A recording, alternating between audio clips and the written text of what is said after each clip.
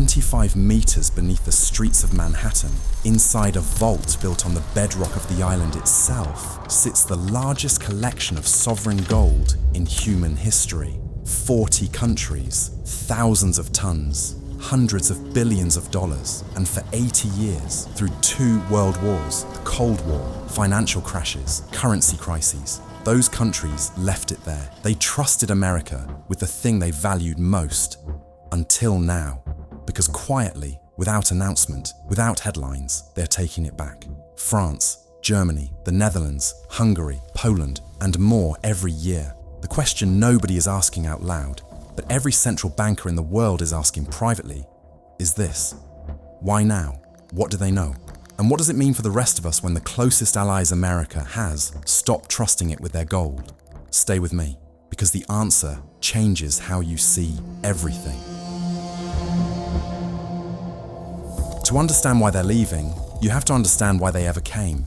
It starts in 1944. World War II is still being fought, but the Allied powers already know they've won. And in a small town in New Hampshire called Bretton Woods, 44 nations gathered to decide what the world's financial system would look like after the war. The deal they struck was elegant in its simplicity. Every major currency in the world would be tied to the US dollar, and the US dollar would be backed by gold, held at a fixed price of $35 per ounce. America would be the anchor, the guardian, the vault. It worked because America had won the war.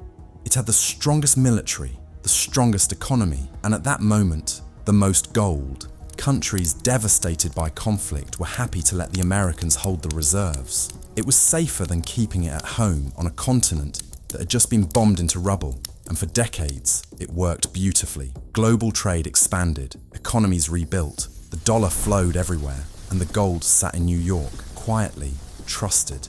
Then, in 1965, a French president named Charles de Gaulle stood at a podium and said something that shocked the world. He wanted France's gold back.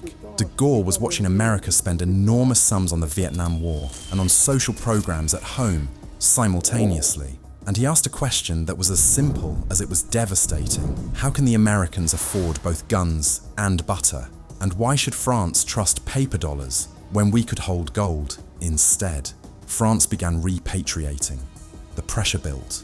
6 years later, in 1971, President Nixon ended dollar-gold convertibility entirely. The US simply declared that dollars were no longer exchangeable for gold at any price. The anchor was cut. The dollar survived, the system adapted, but de Gaulle's question never really went away.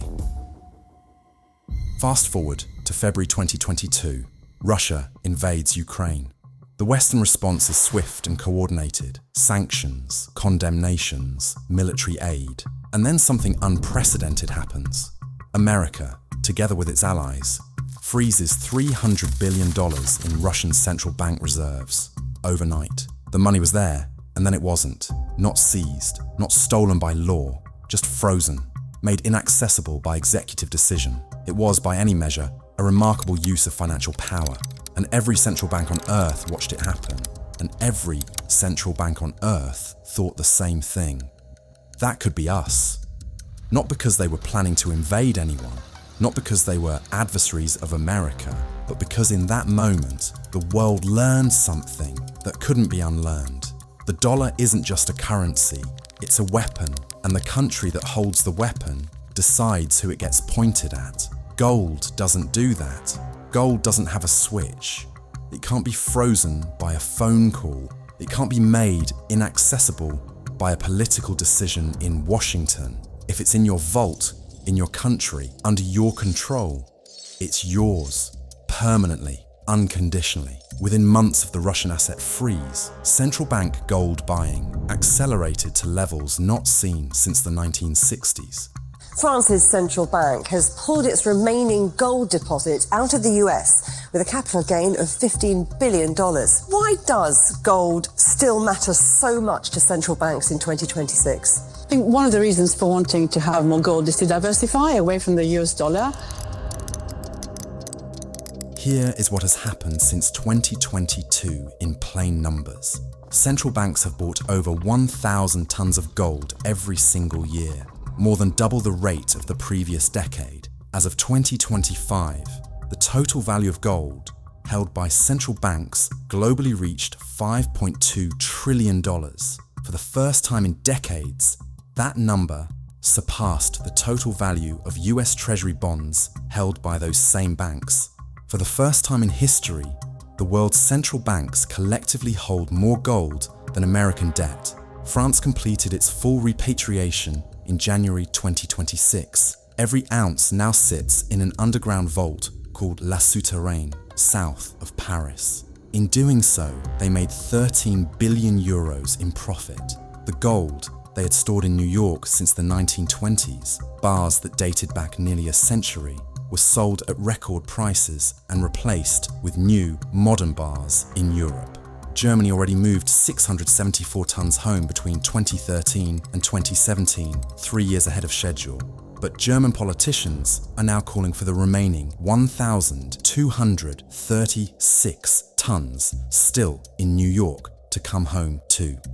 The Netherlands, Hungary, Poland all brought gold home, and a 2025 World Gold Council survey found that 43% of central banks plan to increase their gold holdings in the next 12 months.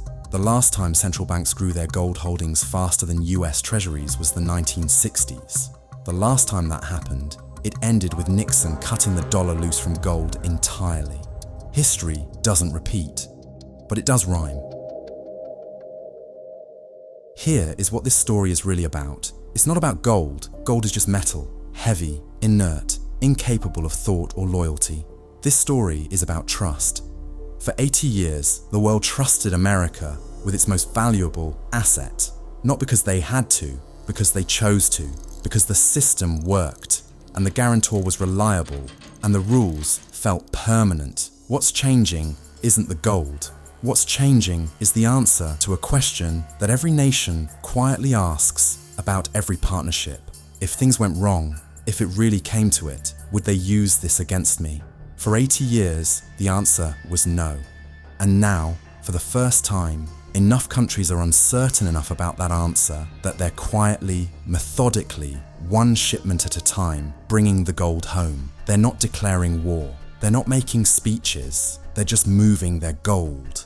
And when countries start moving their gold, it means the trust is already gone.